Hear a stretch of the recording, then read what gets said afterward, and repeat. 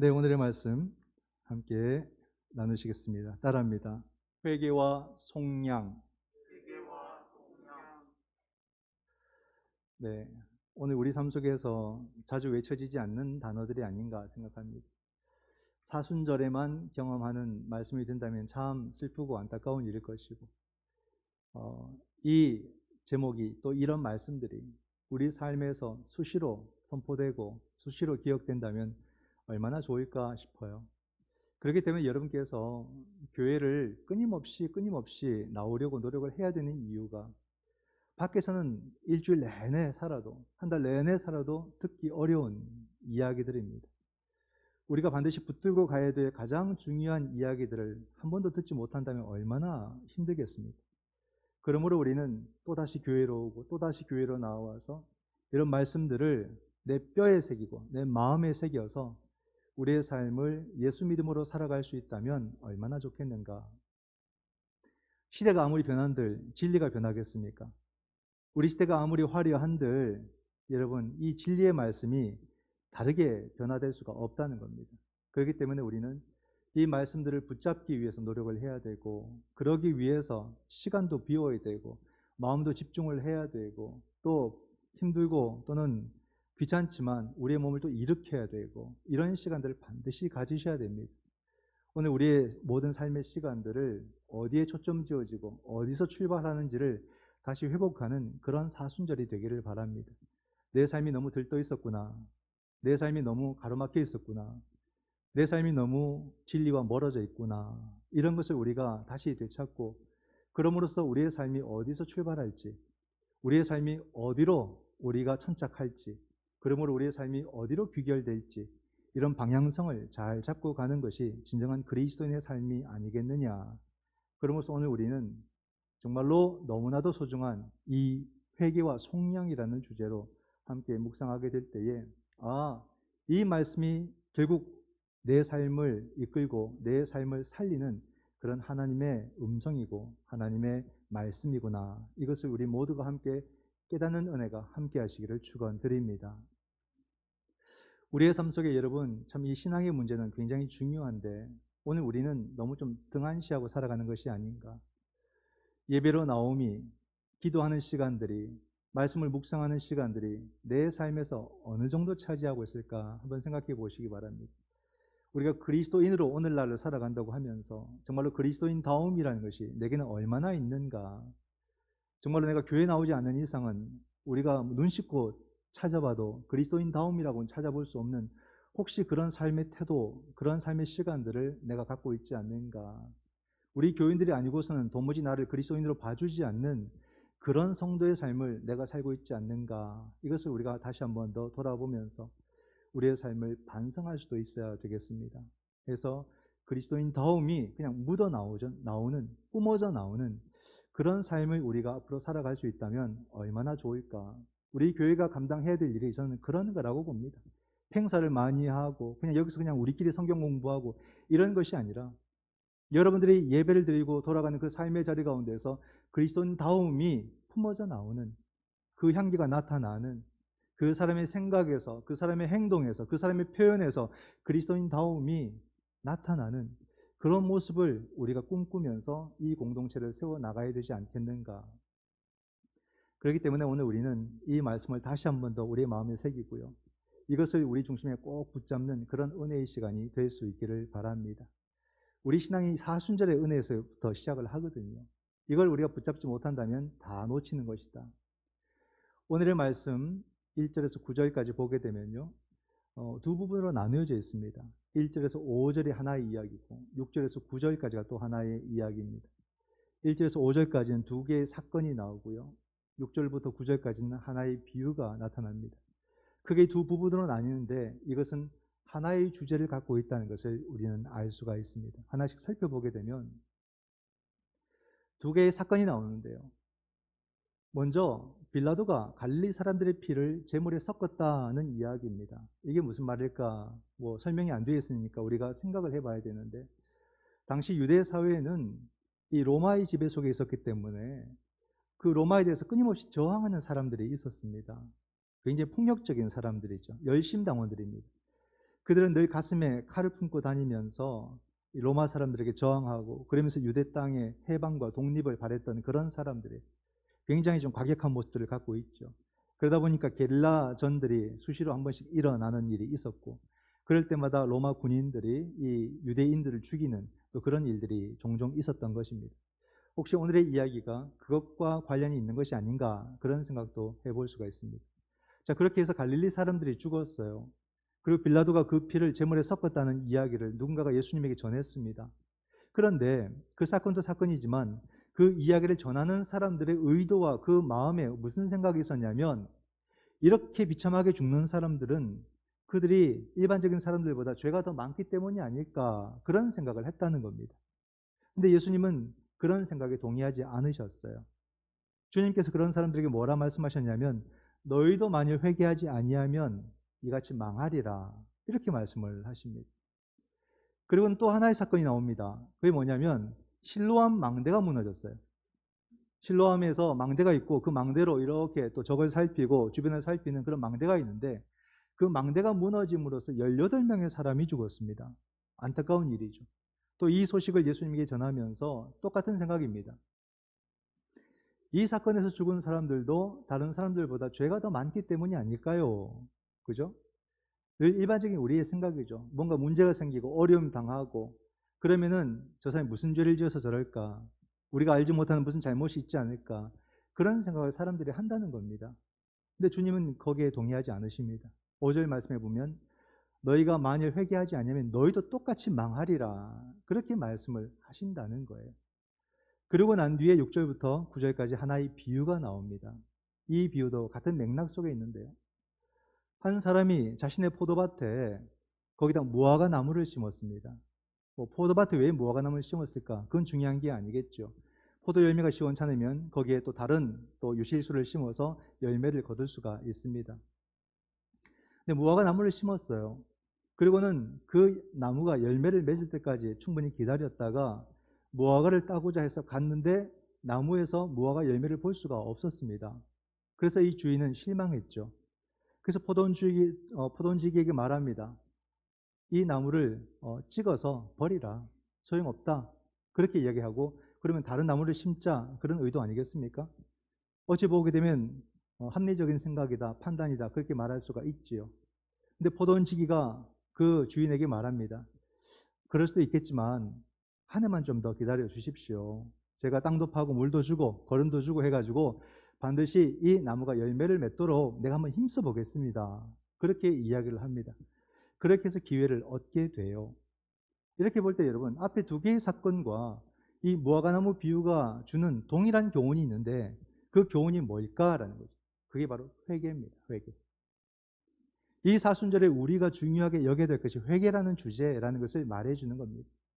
즉 뭘 말하냐면 회개하지 아니하면 망한다, 화를 당한다 이 말이에요. 또 비유를 통해서 볼 때 열매를 맺지 아니하면 화를 당한다 이 말이에요. 반대로 회개를 하면 열매를 맺으면 화를 당하지 않는다는 말을 하고 있는 거예요. 과연 이 말씀이 오늘 우리에게 어떤 의미가 있을까?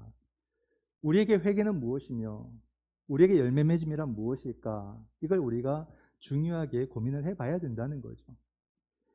여러분 회개가 뭐겠습니까? 회개라는 것은 바르지 않는 삶에서 바른 삶으로 돌아오는 걸 말합니다. 죄라는 것이 하마르티아, 관역을 벗어났단 말 아닙니까? 그러니까 회개라는 것은 다시 관역으로 우리의 방향을 맞춘다는 말이에요. 내 삶이 레일에서 벗어났어요. 그렇기 때문에 회개한다는 것은 다시 레일 위로 올려놓는 거예요. 우리는 회개를 자꾸 일반적인 회개로 또는 사전적인 회개로 이해하기 때문에 진정한 회개의 의미를 자꾸 놓칩니다. 그냥 자기 잘못을 반성하고 그냥 죄송합니다 한번 고백하는 것으로 회개를 생각하는데 회개는 그게 아니라는 말이죠. 성경이 우리에게 가르치는 회개는 뭐냐면 우리의 삐뚤어진 삶의 모습을 바꿔놓는다 이 말입니다.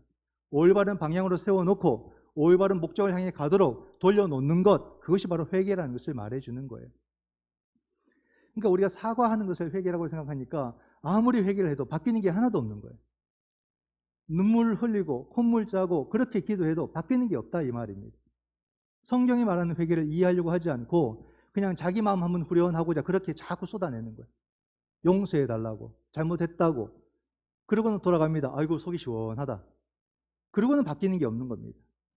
이런 회개는 100번 해도 소용이 없다 이 말입니다.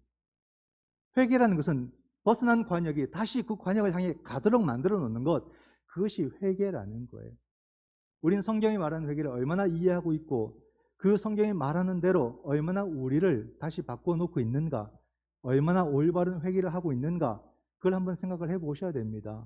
이걸 놓치면 안 되는 거예요. 죽을 때까지 회개를 열심히 했는데 바뀌는 게 하나도 없어요. 나이가 들어갈수록 더욱더 좁아지고 더욱더 굳어버리는 우리의 삶에 진정한 회개가 일어나지 않았기 때문에 그러는 거예요. 성경이 잘못 가르치는 게 아니죠. 우리가 성경을 잘못 오해하고 싶은 것이죠. 성경이 말하는 회개에 이르지 못하기 때문에 우리의 삶이 변화되지 않는 것입니다. 여러분, 성경에서 회개하라 대놓고 직접적으로 요구한 사람들이 있습니다. 누가 있냐면 바로 세례 요한이죠. 아, 놀랍습니다. 회개하라. 얼마나 거친 말로써 사람들에게 외치는지. 그러나 그 말이 거침에도 불구하고 사람들은 도리어 그 말에 끌립니다. 뭔가 울림이 있거든요. 끌렸어요. 근데 세례 요한과 더불어서 조금 후에 또 누군가가 회개하라고 외칩니다. 그가 누구냐면 바로 예수님이죠. 예수님도 똑같이 회개하라 이렇게 외치셨어요. 근데 여러분, 세례 요한의 외침과 예수님의 외침은 같은 이야기를 하는 것인데 개념이 좀 다릅니다. 이 다름을 한번 좀 이해해 보는 것도 필요하겠다는 생각이 들어요. 세례 요한이 회개하라 외칠 때는요, 그렇게 말합니다. 하나님의 나라가 가까이 임하였느니라 이렇게 말을 해요. 즉 무슨 말이냐면 가까이 임했으니까 빨리 그 나라에 맞게 너를 바꾸라 이 말입니다. 그 나라를 받아들이도록 너를 바꾸고 수정하고 너의 삶을 그 나라에 맞도록 그렇게 바꿔놓으라, 그런 것이거든요. 그래서 세례 요한의 설교를 보게 되면은 그런 말씀의 내용들이 있습니다. 옷 두 벌인 사람은 옷 없는 자에게 나눠주고, 먹을 것 있는 사람도 그렇게 하고, 세리들은 받는 금료, 녹봉을 만족할 줄 알고 거기서 뇌물을 바라지 말고, 군인들도 군사들도 받는 금료를 족한 줄 알고 사람들에게 강탈하지 말라, 그렇게 말해요. 즉 세례 요한이 외치는 회개는 뭐냐면 삶의 변화입니다. 너의 삶을 하나님 나라에 합당하도록 바꿔놓으라 이 말입니다. 이게 분명한 세례 요한의 외침이고 회개의 내용입니다. 그러면 예수님의 회개의 내용은 뭘까? 예수님은 이렇게 외칩니다. 하나님의 나라가 이미 임하였느니라. 그럼 이게 어떤 차이일까요? 이게요, 참 차이가 있습니다. 제가 어떤 예를 한번 들어볼까 고민을 했는데, 세례 요한과 예수님의 모습을 일기예보로 한번 비교해 볼 수 있겠다는 생각을 했습니다. 좀 적절한 것 같아요, 제가 생각을 해봐도. 세례 요한이 하나님의 나라가 가까웠다 하는 것은 일기예보로 따진다면 내일은 비가 옵니다. 그러므로 그 비에 합당하게 우산 챙기시고 우비 챙기세요 라는 그런 의미의 외침이라는 겁니다. 그럼 거기에 맞게끔 우리는 준비를 하겠죠. 그런 외침이에요. 근데 예수님의 외침은 일기예보를 따지면 뭐냐면은 조금 당황스럽습니다. 이미 너에게 비가 내리고 있다 이 말인 거예요. 비가 내리고 있다. 넌 지금 비 속에 있다 이 말입니다. 그 말은 뭐냐면 너는 그 비를 받아들이라 이 말입니다. 그 비를 감당하고 그 비를 너의 삶으로 받아들이라, 그렇게 말하고 있는 겁니다. 이건 피할 길이 없어요. 즉 하나님의 나라가 이미 너에게 임했기 때문에 주님께서 회개하라 이 말은 그 나라를 살아내라 이 말입니다. 내가 원하고 원치 않고 그런 것은 상관이 없는 거예요. 나의 마음은 상관이 없습니다. 이미 하나님의 나라가 하나님의 주권으로 우리에게 임했기 때문에 너는 그걸 살아내야 된다. 이게 회개예요. 주님의 회개는 뭐냐면 그 나라를 사는 것이고 사는 것이 곧 열매를 맺는 것이다. 아주 종말론적인 그런 말씀을 선포하죠. 이것은 세례 요한이 선포할 수 없었어요. 예수님만이 선포할 수 있는. 우리는 우리의 판단이 필요하지 않습니다. 우리의 선택이 필요하지 않는 거예요. 이미 하나님의 주권 속에서 우리를 살리고자 하는 그 나라가 임해버린 거예요. 그러니까 우리는 그 나라를 깨닫고 그 나라를 받아들이고 그 나라를 살아내는 것이 오늘 우리들의 책무다, 이렇게 말씀하고 있습니다. 어찌 보면 확연히 다른 거죠.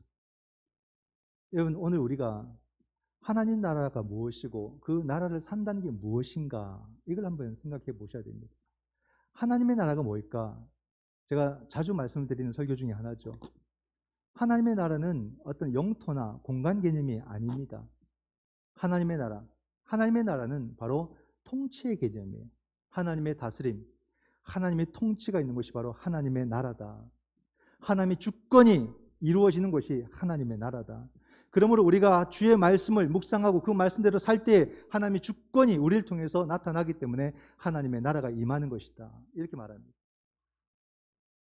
이걸 여러분 다르게 또 쉽게 설명하면 바로 하나님의 은총이 우리를 사로잡을 때 그게 여러분 하나님의 나라의 임재란 말이에요.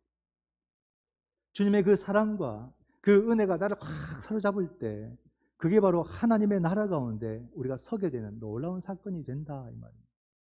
그러면 여러분 우리가 그 은혜에 사로잡힌다는 게 뭘까? 이 은혜도 우리는 오해하는 거예요. 이게 참 안타깝죠. 회개도 오해하더니 은혜도 오해하는 거예요. 우린 은혜도 그냥 필요할 때는 요청하다가 또 까먹고 살다가 또 필요하면 요청하다가 또 까먹고 살다가 은혜를 그렇게 이해해요. 근데 성경 어디에도 은혜를 그렇게 설명한 적이 없어요. 성경은요, 은혜가 아니면 그냥 끝이다 이 말입니다. 우리의 모든 삶은 오직 은혜로만 해석되지 은혜가 아니고서는 우리의 삶은 해석되는 것이 단 하나도 없다. 이게 성경이 우리에게 가르치는 은혜의 의미입니다. 오늘 나에게 은혜는 어떤 의미인지 한번 생각해 보세요. 여러분 자신에게 나에게 은혜는 어떤 의미일까 한번 생각해 보세요. 그냥 선택적으로 필요할 때 구하는 것이 은혜라고 생각하십니까? 은혜를 오해하신 거예요. 성경 어디도 그렇게 설명하지 않습니다. 은혜를. 그럼 성경이 말하는 은혜를 어떻게 한번 예를 들어 설명해 볼 수 있을까? 이것도 또 고민해 봤어요. 여러분 사람은요, 높은 곳에 세워놓으면 대부분 고소공포증이 있습니다. 무섭잖아요. 그죠? 아파트도 높은 데 사는 것을 이렇게 힘들어하는 분들이 또 계시더라고요. 근데 그냥 일반 건물에 높은 데 세워놓으면 굉장히 무섭습니다. 막 다리가 후들거리고 그런 게 있거든요. 저도 제가 국민학교 다닐 때, 그때는 저는 국민학교 세대니까 교육부서 6학년 때였습니다. 5, 6학년 때. 저희 분반 선생님이 사회에서는 처음에는 영어 학원에 선생님으로 있다가 한전에 나중에 취업하시고 나중에 그 한전에서 부장이 직책을 갖고 계셨어요. 그분이 저희들의 반 선생님이었는데 말씀도 참 열심히 가르치셨고요. 저는 그분 때문에 흔히 말하는 제과점을 처음 가봤어요. 평생에. 울산에 있는 뉴욕 제과. 파이라는 게 있었구나. 파이 맛을 처음 봤어요.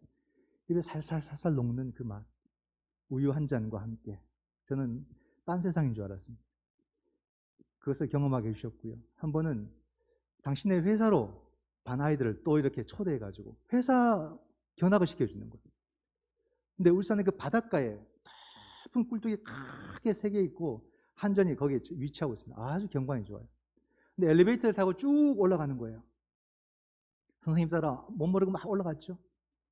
엘리베이터에서 탁 내리는데 그 건물 제일 꼭대기 층에 딱 갔는데 바닥이 1층까지 다 보이는 거예요. 이게 철망으로 이렇게 된 바닥인 거예요. 그 위에 서는데 다리가 얼마나 떨리는지 한 걸음도 못 걷겠는 거예요. 막 뭔가 붙들고만 있었지 거기서 가지도 못하고 오지도 못하고 막 그 경험을 제가 그때 처음 해본 것 같습니다. 제일 높은 데 올라가 본 것 같아요. 근데 1층까지 훤히 바닥이 보이는 거예요. 그 경험이 아직도 생생합니다. 그런 걸 생각해 볼 때 여러분, 우리 교회가요, 이 방향에서 딱 보면은 종탑이 높이 있습니다. 의외로 높아요. 밑에서 봐도 상당히 높습니다. 근데 만약 이렇게 한번 생각해 보세요. 내가 우리 교회 종탑 끝에 매달려 있다고 한번 생각해 보세요. 상당히 높게 느껴질 겁니다. 오금이 저릴 거예요. 거기다 바람까지 불면은 이게 흔들흔들합니다. 얼마나 무서워요. 그때 우리가 살기 위해서 해야 될 일은 단 한 가지입니다. 뭐겠습니까? 그 종탑 위에 십자가를 그냥 꽉 붙잡는 거예요. 그 외에는 방법이 없는 거예요. 흔들거려도 붙잡고 있으면 사는 겁니다.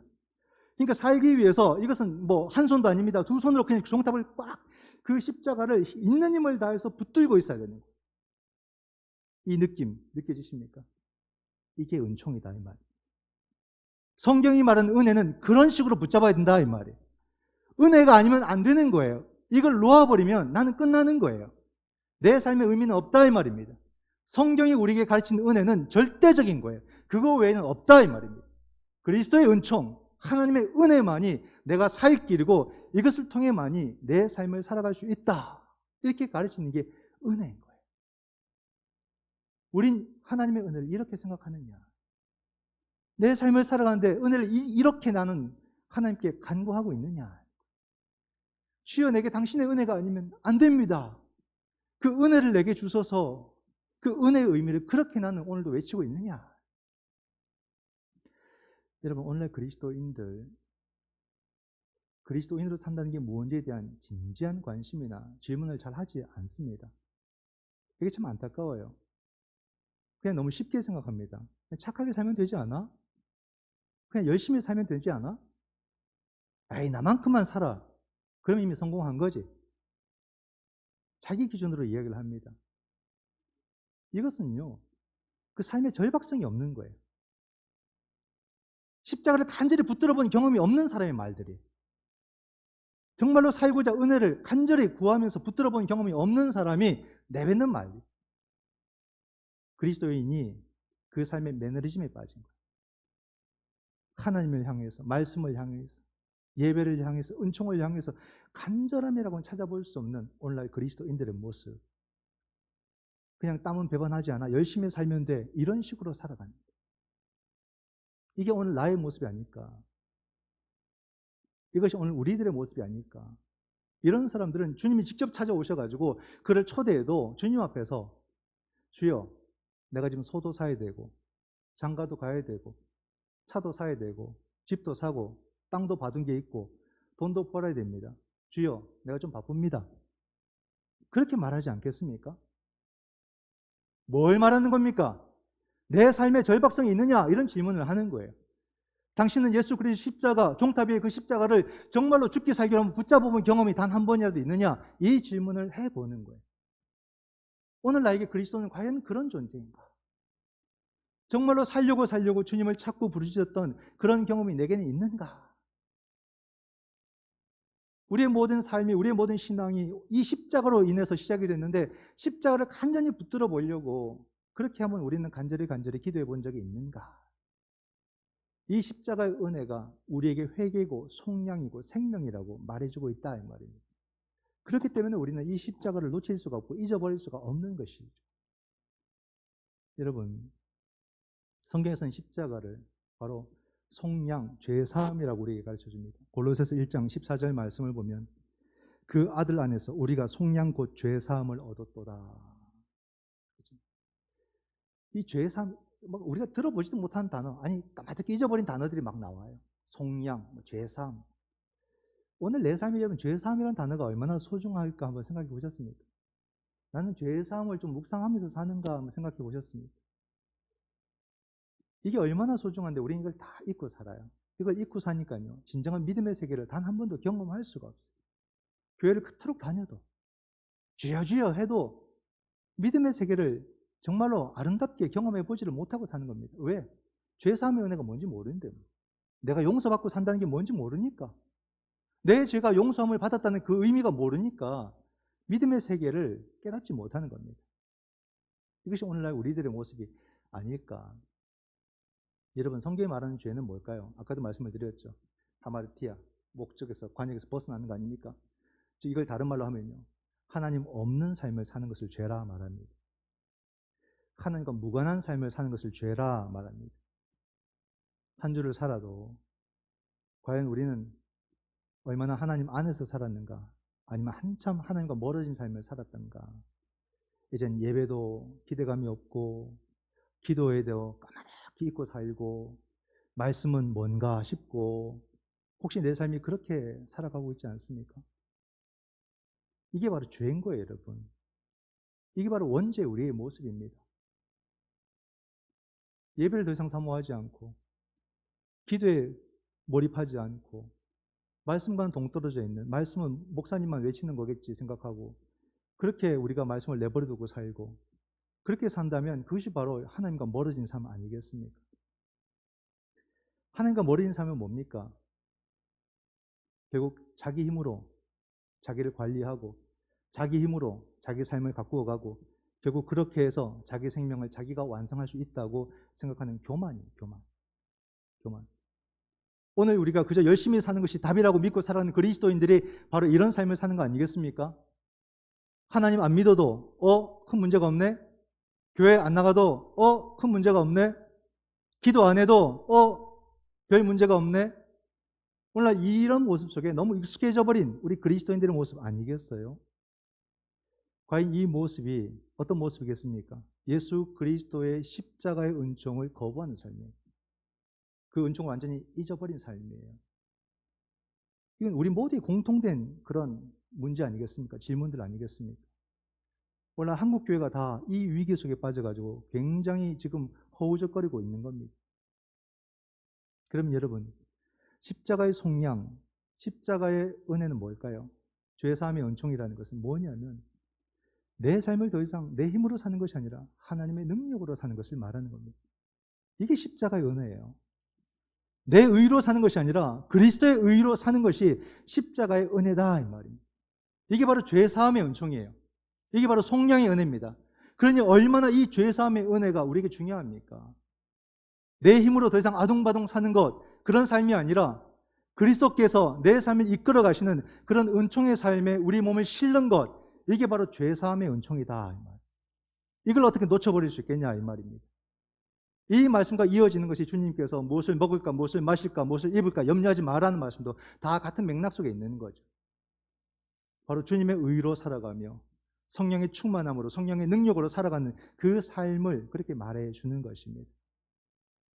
내 삶을 내가 완성하고 내가 멋있게 꾸미고 이 생명을 내가 이루리라 그렇게 애쓰고 사는 것은 노예의 삶이에요. 노예의 삶. 생명은 그렇게 얻는 게 아니거든요. 생명은 외부로부터 거저 주어지는 것이고 우리는 그것을 받아 누리는 거예요. 이게 자녀의 삶입니다. 우리 자녀들이 막 애써서 생명을 얻었습니까? 아니에요. 부모로부터 주어지는 거예요. 생명은 그런 식으로 주어지는 거예요. 오늘 우리의 모든 생명은 예수 그리스도의 십자가로 말미암아 주어지는 거예요. 그걸 받아 누리는 게 은혜죠. 그게 바로 자녀의 삶이다. 우리는 노예의 삶을 살고 있는가? 자녀의 삶을 살고 있는가? 우리 주님께서는 십자가를 지실 때 이미 그것을 생각하면서 그것을 꿈꾸면서 십자가를 지시는 거예요. 우리가 그 생명 얻자고 아둥바둥 하는 것이 아니라 주님의 그 십자가로 말미암아 이 생명을 받아 누리도록 만들어 주시기 위해서 주님은 그 십자가를 결국에는 피하지 않고 지셨다는 거예요. 그래서 여러분 생명은 선물로 주어지기 때문에 우리는 은혜 이렇게 말을 하는 거예요.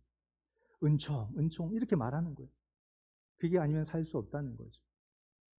오늘날 여러분 그리스도인들의 관심은 다 어디에 있을까? 그리스도인들은 무엇을 질문하며 살아가는가? 뭐겠습니까? 대화를 들어보거나 우리의 삶의 모습을 이렇게 해석해 보면 결국에는 어떻게 잘 살 수 있을까? 어떻게 부자가 될 수 있을까? 어떻게 남보란 듯이 좀 살 수 있을까? 어떻게 해야 이렇게 그냥 염려 없이 살 수 있을까? 그런 많은 이야기들을 모아보면요. 결국 답은 하나죠. 돈. 거기서 못 벗어나요. 돈이 나쁩니까? 아니죠. 근데 하나님께서는 돈을 우리가 주실 때는 아주 딴 것과는 다르게 돈을 만들어 놓으셨어요. 물질이 있는 곳에 너의 마음이 있도록 돈을 만들어 놨어요. 그러니까 우리가 하나님 안 보고 돈만 보면 돈이 마음이 거기 있는 거예요. 우리가 예물을 드리는 것은 상징적이거든요. 내가 주 앞에 이렇게 작은 예물 드린다는 것은 내 마음이 항상 주께 있습니다라는 고백을 항상 내가 잊지 않기 위해서 예물을 드리는 의미도 있다는 것을 아셔야 됩니다. 돈의 신비가 거기 있는 거예요. 그 사람들 전부 다 돈 그렇게 하는데 돈을 버는 건 나쁘지 않죠. 도리어 성경도 열심히 일을 하라고 돈을 벌고 살라고 가르쳐 줍니다.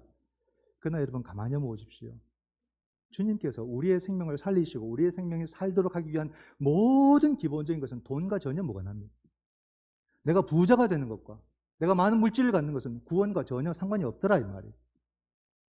우리는 돈을 추구하는 우리의 삶의 태도를 보면 구원이 거기 있는 것처럼 보여요. 그거 없으면 정말로 내가 끝날 것처럼 그렇게 여기며 살아갑니다. 근데 성경을 가만히 보세요. 우리의 구원은 돈과 전혀 무관하더라 이 말이에요. 우리가 호흡하기 위해서 막 의식적으로 숨을 쉽니까? 한번 쉴 때마다 돈을 냅니까? 그런 거 없거든요.